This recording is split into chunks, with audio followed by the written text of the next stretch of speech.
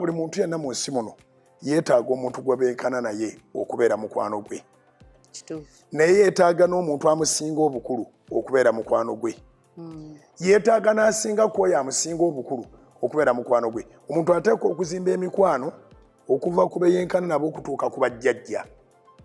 Era abantu abazimba emikwano okuva ku beyenkana nabo okutuuka ku levo y'abajjajja, abantu abo be bafuga ensi eno baba n'ekkuŋŋaanyizo ly'amagezi.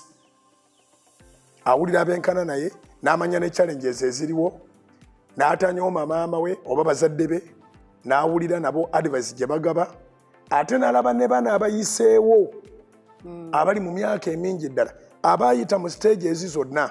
Abo si bakadde nnyo okunsinga okuba nti bali old fashioned. They are not old fashioned. Era tebajja kutegeera mulembe gwange. Tobanoonyaamu kutegeera mulembe gwo, obanoonyaamu experience.